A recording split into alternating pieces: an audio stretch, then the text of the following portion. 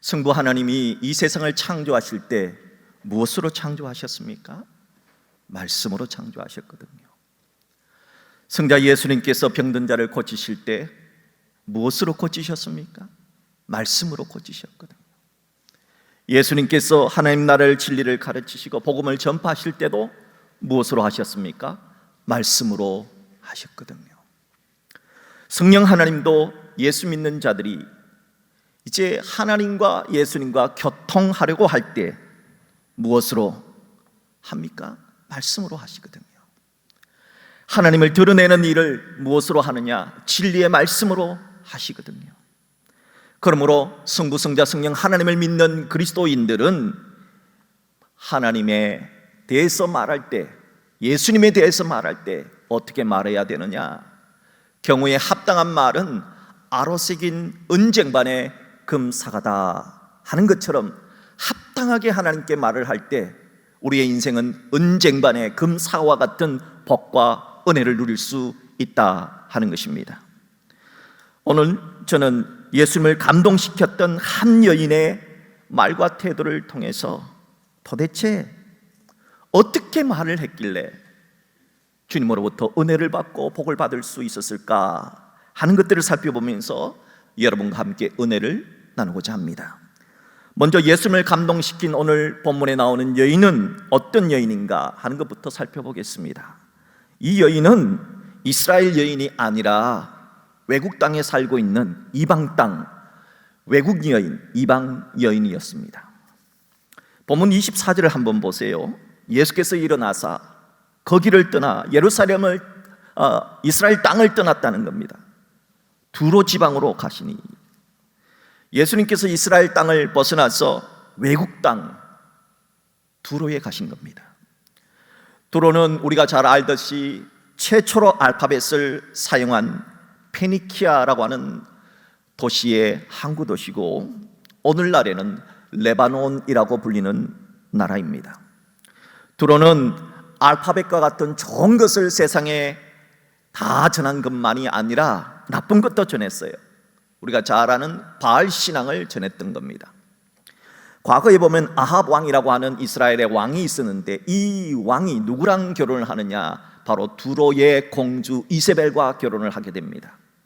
이 두로의 공주 이세벨이 시집 올 때 바로 바알 신앙을 이스라엘에 가지고 와서 이스라엘 사람들이 하나님을 버리고 바알을 숭배하도록 했던 겁니다. 그러므로 유대인의 입장에서 보면 이 두로라고 하는 도시는 정말 저주받아 마땅한 그런 도시였습니다.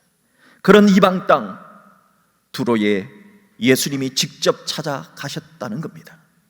그리고 그곳에서 만난 여인이 예수님을 감동시킴으로 놀라운 은혜를 받았다 하는 겁니다. 또한 본문 26절을 보세요. 그 여자는 헬라인이요 그리스 사람이었습니다. 수로보니게 족속이라 했습니다. 이스라엘 여인이 아닙니다. 그리스 여인입니다. 또한 수로보니게 족속이라고 하는 것은 당시에 로마 제국이 그것을 점령하고 있었기 때문에 그것은 과거에는 수리아라고 하는 시리아, 현재 시리아죠. 수리아라고 하는 도에 편입이 되어 있었고 페니키아의 원조였기 때문에 수로보니게 족속이라 그렇게 불린 것입니다. 당시 유대인들에게는 이런 아주 잘못된 사상을 하나 갖고 있었습니다. 이스라엘 땅 밖은 더러운 땅이다. 이스라엘 사람 말이면 모두 더러운 사람들이다. 개들이라고 불렀습니다. 그런데 예수님께서 제자들을 데리고 유대인들이 가장 싫어하는 이방 땅으로 가신 겁니다. 유대인들이 가장 싫어하는 개들이라고 불렀던 그 이방 여인을 만나러 가신 것입니다. 둘째로 그 이방 여인은 누구인가? 귀신 들린 어린 딸을 둔 참 가슴 아픈 사연을 가진 한 엄마였다는 겁니다. 본문 25절을 보세요. 이 여인은 더러운 귀신 들린 어린 딸을 둔 한 여자라고 그랬습니다. 일반적으로 엄마는 임신과 해산의 고통 속에서 아이를 낳기 때문에 정말 고통 중에 낳은 아들과 딸에 대한 애착이 특별합니다. 그래서 자녀들이 아플 때는 엄마는 대신 아파해 줄 수 없기 때문에 대신 아파할 수만 있다면 그렇게 할 거예요. 그럴 수 없다는 걸 알기에 자신이 아픈 것보다 몇 껍질 더한 고통을 느낍니다. 아들, 딸들이 어떤 문제로 눈물을 흘리면 엄마의 눈에서는 피눈물이 나는 겁니다. 이 이방 여인, 어린 딸이 더러운 귀신에 들렸으니 잠인들 제대로 잤겠습니까? 밥인들 제대로 먹었겠습니까? 마음인들 편했겠습니까? 용하다는 곳은 다 찾아다녔고 딸을 고치기 위해서라면 무엇이나 하려고 했지만 아무 소용이 없었습니다. 그러던 차에 예수님이 오셨다 하는 소문을 듣게 되었습니다. 저 이스라엘 땅에 예수라고 하는 분이 계신데 그분은 병자들을 치유하셨고 죽은 아이도 살리셨다는 겁니다. 오병이어로 5,000명을 먹이시고 기적도 행하셨고 무엇보다 당신 딸처럼 귀신 들린 그라사 광인을 깨끗하게 고쳐주셨다. 그런데 그 예수님이 우리 도시 이 두로에 오셨다 하는 소식을 들은 겁니다. 그 이방 여인은 너무 기뻐서 곧바로 예수님을 찾아갔습니다. 그리고 예수님의 발 아래 엎드려서 제발 귀신 들인 제 딸을 고쳐주십시오, 살려주십시오 간청했던 겁니다. 귀신 들린 아들, 딸을 둔 부모라면 모두 이 그리스 여인처럼 하지 않을 부모가 어디에 있겠습니까? 그렇다면 예수님 외에 이스라엘 땅에도 수많은 귀신 들린 아들과 딸을 둔 부모님이 있었을 텐데 왜 예수님은 이스라엘 땅이 아니라 굳이 이스라엘 땅을 벗어나셔서 이방 땅, 그것도 이방 여인에게 귀신들을 딸린 고쳐주는 은혜를 베풀어 주신 걸까요? 본문 29절 보십시오. 예수께서 이르시되 이 말을 하였으니 돌아가라, 귀신이 내 딸에게서 나갔느니라. 이 그리스 여인이 이 말을 하였기 때문에, 도대체 어떤 말을 했기 때문에 예수님으로부터 정말 은쟁반의 금사과와 같은 그런 축복을 받아서 자녀가 온전하게 회복되는 역사가 있었을까 하는 겁니다. 유진 피터슨 박사는 예수님께서 이 말을 하였으니, 예수께서 이르시되 이 말을 하였으니라고 하는 말을 예수께서 감동하셨다, 이 말을 듣고 감동하셨다라고 번역을 했습니다. 도대체 이 여인이 무슨 말을 했기에 예수님이 감동하셨을까요? 오늘 성경은 예수님이 어떤 말에 감동하시는가, 주님이 어떤 말에 감동하시는가 하는 것을 우리에게 가르쳐 줍니다. 예수님께서 이 그리스 여인이 제발 자신의 딸을 고쳐달라고 간절하게 할 때 예수님의 반응을 보십시오. 평소와는 전혀 다른 모습으로 반응하고 있다는 것을 알아차릴 수가 있습니다. 본문 27절을 보세요. 예수께서 이르시되 자녀로 먼저 배불리 먹게 할지니 자녀의 떡을 취하여 개들에게 던짐이 마땅치 아니하니라. 예수님은 평소에 이런 말을 하시는 분이 아닙니다. 이건 지금 유대인이 하는 말이거든요. 유대인은 평소에 자신들만, 유대인들만 하나님의 자녀고 유대인이 아닌 이방인들은 다 개들이다, 그렇게 불렀거든요. 그런데 예수님이 그런 사람들을 향하여서 예수님은 화 있을진저라고 말씀하셨습니다. 그런데 왜 예수님은 지금 이 여인에게는 이방인은 이 여인에게는 개라고 말하고 유대인에게는 하나님의 자녀라고 하는 말을 했을까요? 예수님이 정말 이렇게 한 것이 본심일까요? 본심이 아니거든요. 예수님 평소 어떻게 말씀하셨습니까? 유대인과 이방인 차별이 없다. 누구든지 하나님의 뜻대로 행하는 자가 내 형제고 자매고 어머니다, 그렇게 말씀하시는 분입니다. 그런 예수님께서 왜 비유를 들어서 자녀들인 유대인의 떡을 취해서 개들은 이방인에게 누가 던져주겠느냐 하는 마음에도 없는 말을 하신 걸까요? 왜 예수님은 그렇지 않아도 딸 때문에 힘들고 어렵고 너무 가슴 아픈데 그 여인의 자존심마저 뭉개버리는 잔인한 말을 하신 걸까요? 예수님이 정말 이방 여인을 차별해서 그런 말씀을 하신 걸까요? 예수님은 그렇게 사람을 차별하는 분이 아니잖아요. 예수님은 그렇다면 주님을 찾는 자에게 화나게 하고 서럽게 하려고, 모욕을 주게 하려고 그렇게 하신 걸까요? 그렇지 않잖아요. 그렇다면 왜 예수님께서 이렇게 인종차별적인 말씀을 하시고 갑질을 하시듯 모욕적인 말씀을 하신 걸까? 이것을 생각하는 것이 오늘 말씀을 푸는데 아주 중요한 열쇠가 됩니다. 예수님은 공생의 기간 동안 많은 제자들을 데리고 어떤 도시에 가실 때마다 아주 중요한 진리를 가르쳐 주셨습니다. 예수님이 어떤 도시를 갈 때 그냥 먹고 마시고 즐기러 가신 것이 아닙니다. 그렇다면 예수님이 지금 제자들과 함께 최초로 외국에 나가신 거거든요. 이스라엘 땅을 벗어나서 지금 레바논으로 가신 거거든요. 그러면은 왜 가셨냐 이거죠. 예수님이 왜 외국 땅에 가셔서 이방 여인을 만나셨냐 하는 거죠. 놀러 가신 것이 아니라면은 예수님께서 이 이방 여인을 통해서 어떤 말이 주님을 감동시키는가, 어떤 태도가 주님을 감동시켜서 정말 은쟁반의 금사과와 같던 축복과 은혜를 받게 되는가 하는 것을 현장에서 직접 체험케 하신 것입니다.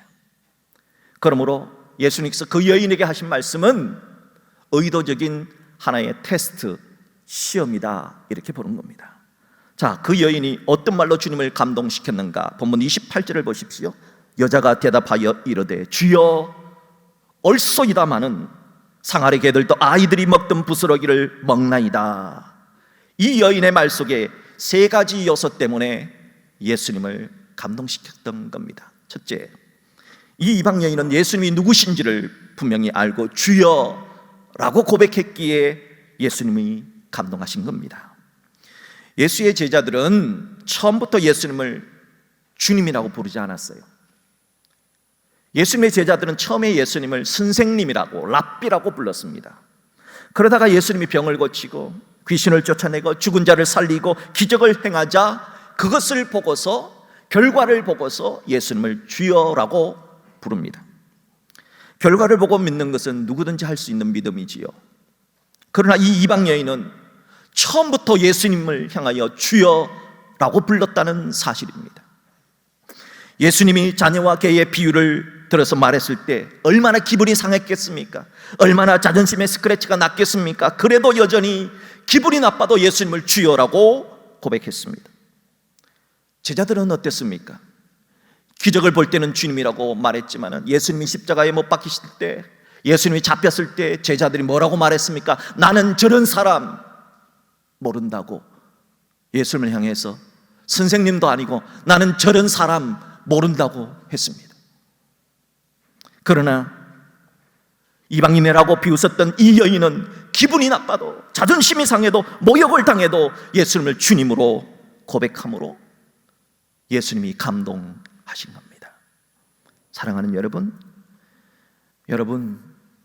오늘 이 이방 여인이 우리에게 주는 교훈이 있습니다. 기분이 나빠도, 자존심이 상해도, 모욕을 당해도 예수님은 우리들의 모든 것을 주관하시고 승리하시는 주님이다 하는 것 잊지 마십시오. 어떤 상황 속에서도 예수님을 주님으로 믿고 신뢰하여 주님이라고 고백하는 여러분 되셔서 주님을 감동시켜서 주님으로부터 멋진 은쟁반의 금사과와 같은 축복과 은혜 받는 여러분 되시기를 주의 이름으로 축복합니다. 둘째로 이 이방 여인은 예수님이 옳습니다 라고 겸손의 말을 했기에 예수님을 감동시켰다 하는 겁니다. 겸손의 말이 주님을 감동시킨다는 거지요. 예수님이 이 이방 여인에게 한 말은 정말 모욕적인 말입니다. 자녀로 먼저 배불리 먹게 할지니. 여기까지는 괜찮아요. 뭐 부모로서 자녀한테 먼저 주는 거 당연하지요. 요 뒷말이 참 기분을 상하게 합니다. 자녀의 떡을 취하여 개들에게 던짐이 마땅치 않다. 뭐 개요? 개라고요? 여러분을 향해서 그렇게 말하면 뭐라 그래요? 당신이 예수면 예수지. 내가 오늘 복을 안 받아도, 내가 지옥을 가도 괜찮으니 개요 하면서 대들어서 싸울지도 모릅니다. 그런데 예수님은 이런 비유를 했어요. 예수님이 이렇게 말씀하실 분이 아니지요. 이것은 예수님이 내신 테스트라고 했지 않습니까? 그런데 이방 여인은 예수님이 지금 시험하는지 알고 있었겠습니까? 몰랐지요. 몰랐음에도 불구하고 이 여인이 주여 옳소이다 하는 겸손의 말을 합니다. 왜 그랬을까요? 이 이방 여인은 이런 생각을 했습니다. 예수님이 이렇게 말씀하셨다면, 예수님이 이렇게 하신다면 분명 이유가 있지 않느냐 이거죠. 그래서 옳습니다 하는 겁니다. 예수님이 말씀하시니까, 하나님이 이렇게 말씀하시니까, 하나님이 나한테 이런 고난과 역경을 주실 때는 이유가 있지 않겠느냐. 하나님이 나한테 이렇게 하실 분이 아니거든요. 우리는 알거든요. 그래서 우리는 겸손의 말을 할 수 있어야 한다는 겁니다. 이 여인은 하나님이 이렇게 말씀할 때는, 주님이 이렇게 말씀하실 때는 이유가 분명히 있을 거다, 그렇게 믿고 절대 겸손의 태도로 주여 옳습니다. 저는 부스러기를 주워 먹는 개와 같은 비천한 자가 맞습니다 라고 고백을 했던 겁니다. 이것이 예수님을 감동시켰다 하는 겁니다. 성경을 보세요. 얼마나 많은 하나님의 선택을 받은 선지자들과 사도들이 이렇게 겸손의 말을 했는가 한번 기억을 해 보십시오. 이사야가 선지자라고 부름을 받았을 때 이사야는 이렇게 말했습니다. 나는 입술이 부족한 사람이로다. 입술이 부정한 사람이로다. 예레미야는 선지자로 선택을 받았을 때 이렇게 말했습니다. 나는 아이라. 베드로는 제자로 선택받을 때 주여 나를 떠나소서 나는 죄인입니다. 사도 바울은 나는 죄인의 괴수입니다 라고 하는 겸손의 말을 했습니다. 무슨 말이 주님을 감동시키는가를 명심하십시오. 그리고 우리가 하는 말을 되돌아봅시다. 바라기는 이 이방 여인처럼 우리들도 예수님이 그렇게 말씀하셨다면, 하나님이 이렇게 우리의 모든 것을 섭리하신다면 이유가 있을 거라 그렇게 믿고 겸손하게 주여 옳습니다, 주여 옳습니다 그렇게 말할 수 있는 그런 주님을 감동시키는 여러분 되셔서 주님으로부터 아름다운 언쟁발의 금사과와 같은 그런 축복, 그런 은혜 받아 누릴 수 있기를 주의 이름으로 축복합니다. 셋째로, 이 이방 여인은 어떻게 했길래, 어떤 말을 했길래 예수님을 감동시켰느냐. 예수님, 부스러기만이라도 충분하니, 부스러기만이라도 충분하니 하는 절대 믿음을 고백했기에 예수님을 감동시킨 겁니다. 예수님을 감동시키는 말은 믿음의 말이라는 겁니다. 이방 여인은 예수님께 이렇게 말했습니다. 주님, 옳습니다. 개들도 부스러기는 먹지 않습니까? 하며 부스러기라도 주시기를 구했습니다. 왜 부스러기일까요? 여기에 깊은 의미가 있습니다. 예수님은 못하실 것이 전혀 없으신 승자 하나님이시기 때문입니다. 예수님은 모든 나라, 모든 민족, 지구를 포함한 온 우주의 창조주가 되시기 때문입니다. 그런 예수님이 주시는 부스러기라면 그 어떤 사람의 능력보다 많다고 믿었습니다. 그런 예수님이 주시는 부스러기라면 그 어떤 것보다 위대하다 믿었습니다. 그런 예수님이 주시는 부스러기라면 그 부스러기가 아무리 작아도 충분하다 믿었습니다. 그래서 주님, 저는 부스러기라도 족합니다. 저에게 부스러기 은혜라도 내려주시면 내 딸은 충분히 나을 수가 있습니다. 그렇게 믿고 부스러기의 은혜를 구했던 것입니다. 예수님의 능력의 위대함을 믿는 이 믿음의 말에 예수님은 감동하셨고 그에게 놀라운 복과 은혜를 내려주신 것입니다. 이런 책이 있습니다. 기름때 묻은 원숭이의 미국 이민 이야기라고 하는 이 책에 이런 이야기가 나옵니다. 이 책은 자녀 교육을 위해서 미국으로 이민 간 송석춘 씨라고 하는 자동차 정비공의 가족 이야기입니다. 공군 대위로 전역을 한 이후에 현대자동차에 입사를 해서 정말 편안한 생활을 누리고 있었던 송석춘 씨는 5명의 자녀 교육을 위해서 자동차 정비공으로 미국으로 취업 이민을 떠나게 되었습니다. 그런데 생각과는 다른 문제가 터졌습니다. 큰아들이 중학교 2학년인데 학교 가서 왕따를 당한 겁니다. 영어도 짧고 왜소해 보이니까 이 미국인 아이들이, 백인 아이들이 왕따를 시켜서 싸움을 했는데 미국 애하고 싸움하면 항상 미국 애들은 빠져나갔고 한국인인 자신만 체벌을 받는 거예요. 이 아이가 너무 화가 나서 어느 날 작정을 하고 학교를 전부 다 때려부신 겁니다. 중학교 2학년. 그러니까 학교가 거의 다 망가진 거지요. 그런데 하필이면 학교 기물 파손 사건이 지역신문 일면에 대문짝만하게 보도가 된 겁니다. 한인교포들은 그 기사를 보고 한국인의 얼굴에 똥칠을 했다, 비난을 했고, 그 집을 피해서 학교를 가라 하는 한인들도 있었고, 같은 학교에 내 아이 보낼 수 없다며 전학시키는 부모도 있었고, 심지어는 어떤 한인은 당신 자식 깜빵에 갔다며 하면서 그런 모욕적인 말도 했다는 겁니다. 가족들은 모두 충격을 받고 눈물바다가 되었지만은 이 아버지 송서죽 씨는 그냥 울고만 있을 수는 없잖아요. 한숨만 쉬고 있을 수는 없잖아요. 그래서 이 아버지가 기도한 후에 결단을 하고 교장 선생님을 찾아갔습니다. 그리고 교장 선생님에게 아들을 잘못 가르친 애비로서 제가 속죄하기를 원합니다. 매주 주말에 우리 온 가족이 학교를 청소하고 싶습니다. 그러니 속죄의 뜻으로 허락해달라고 요청을 했습니다. 참 별난 아버지구나 하면서 청소하라고 허락을 해줬습니다. 그 후에 깜빵에 간 중2 아들의 속죄를 위해서 유치원 다니는 딸과 아들, 초등학교 다니는 딸과 아들, 내 아이들과 함께 매 주말마다 학교에 가서 열심히 청소를 했습니다.